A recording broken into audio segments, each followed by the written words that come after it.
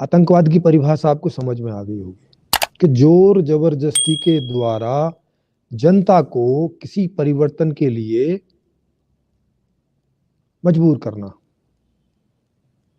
मजबूर इस सेंस में क्योंकि वो उनको पूछ नहीं रहे हैं। अब ये देखें कि ये आतंकवाद कहां कहां होता है। क्या केवल नेशनल लेवल पर ही होता है या हमारे छोटे से लेवल में भी होता है? क्या परिवार के अंदर भी आतंकवाद और लोकवाद दो तरह की बात होती है? जी हाँ, बिल्कुल होती है।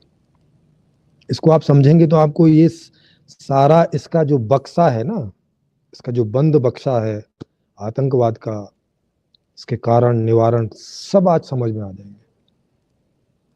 आपको अच्छे से समझ में आ जाएगा कि ये क्यों होता है और फिर इसको कैसे समाप्त किया जा सकता है। वो तरीका भी आपको आज मालूम चल जाएगा।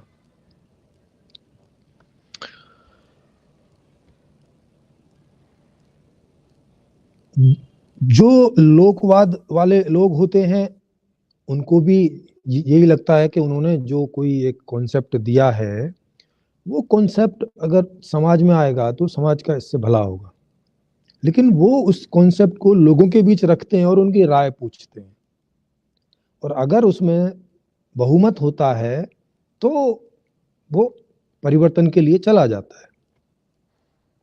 वो जोर जबरदस्ती नहीं करते कि भाई नहीं हम ज्यादा समझदार हैं, हमने ये बात खोजी है, हमने ये कॉन्सेप्ट खोजा है, तो तुम्हारे बस की नहीं है सोचना समझना, तुम हटो, हम इसको लागू करेंगे, तुमसे पूछने की जरूरत नहीं। वो ऐसा नहीं बोलते। वो कहते हैं कि नहीं ठीक है, हम बुद्धिमान हैं इस विषय में, तो हमने ये खोज कर दी, लेकिन ये खोज सामाजिक रूप से अप्लाई होनी चाहिए कि नहीं होनी चाहिए, ये तो समाज से पूछना चाहिए भाई। वो अपने टेस्ट के आधार से तो बता ही सकते हैं ना कि उन्हें ये चाहिए नहीं चाहिए, क्योंकि टेस्ट के आधार से बताने में तो कोई बुद्धि की कोई बहुत जरूरत होती नहीं है। जैसे मोबाइल बनाने में, मोबाइल की खोज करने में, मोबाइल की टेक्नोलॉजी बनाने में उसमें तो बुद्धि लगती है, लेकिन भाई मोबाइल आपको यूज करना है कि नहीं इस ये बताने में थोड़ी बुद्धि लगती है। आदमी बता देता है भाई हाँ हमारे काम की नहीं है या मेरे काम की है। उपयोगिता उपभोग करने में उपयोगी है कि नहीं है ये तो हर आदमी बता सकता है ना, कि कोई चीज उसके लिए उपयोगी है कि नहीं है, ये कॉन्सेप्ट उसके लिए उपयोगी होगा कि नहीं होगा, ये बात उसके लिए लाभकारी है कि नहीं है। ये आदमी ये बात तो हर आदमी बता सकता है अपने हिसाब की। उसके लिए तो बुद्धिमान होने की जरूरत नहीं है।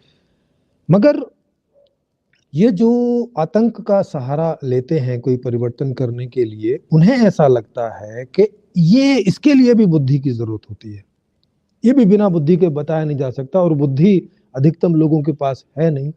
तो वो ऐसा सोचते हैं कि भाई ये बात हम जबरदस्ती लोगों के ऊपर ला देंगे। उन्हें पता नहीं है, हम जानते हैं ना, हम माई बाप हैं दुनिया के, हम बुद्धिमान आदमी हैं, तो हम जो चाहेंगे वो होना चाहिए।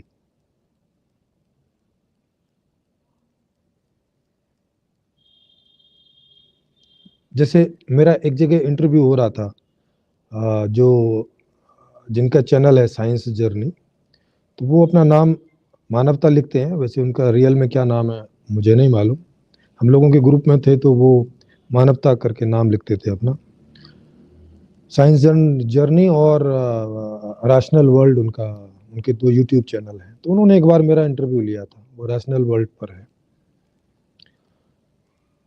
तो उन्होंने एक सवाल पूछा, उन्होंने सवाल पूछा कि भाई जिस नियम को बहुमत अगर हाँ कर देगा तो वो तो नियम बन जाएगा। मैंने कहा हाँ वो तो बन ही जाएगा, लोकतंत्र में ऐसा ही होता है। तो उन्होंने कहा कि जैसे भारत में हिंदू बाहुल्य देश है, तो यहाँ तो मंदिर के लिए तो बहुमत पास हो जाएगा, लेकिन मस्जिद के लिए तो बहुमत पास नहीं होगा, और मंदिर मस्जिद ना बने इस बात के लिए भी बहुमत पास नहीं होगा, क्योंकि जो जो एथिस्ट आदमी है, जो नास्तिक आदमी है, वो तो बहुत कम है। तो मैंने उनको पूछा कि भाई संविधान में नीतिगत बात होती है, वहां नीतियां बनती हैं, वहां ऐसे करके तय नहीं होता कि मंदिर तो बनेगा और मस्जिद नहीं बनेगी, ऐसे करके थोड़ी होता है।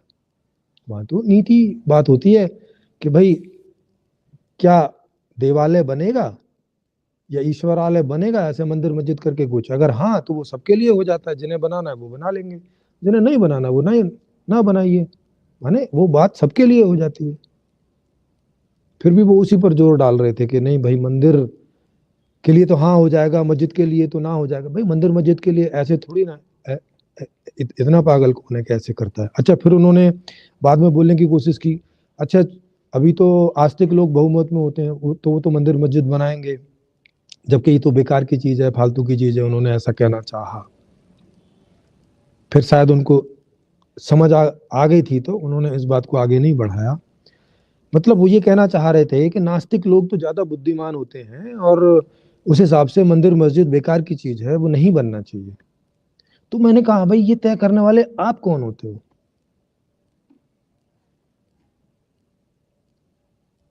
भाई ये तो बहुमत ही तय करेगा ना कि क्या होना चाहिए और क्या नहीं होना चाहिए। तो वहां पे उनको वो इस बात से समझ में आ गया था कि वो जो है वो ये चाइना वाली चीज में जा रहे हैं।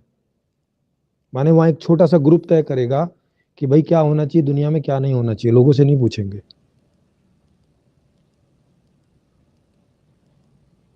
तो वो कहीं ना कहीं जोर जबरदस्ती वाली बात हो जाती है। वो लोग ही देर सवेर आतंकवाद का रास्ता अपनाते हैं, जिनको ऐसा लगता है कि वो जो वो बदलाव लाना चाहते हैं दुनिया में, उस लोग उसको बहुमत नहीं देंगे, लेकिन वो बदलाव लाना सही है उन्हें ऐसा लगता है, तो वो फिर आतंक का सहारा लेते हैं। इसी को आतंकवाद कहा जाता है। यही आतंक है, ये आतंक है और आतंकवाद है।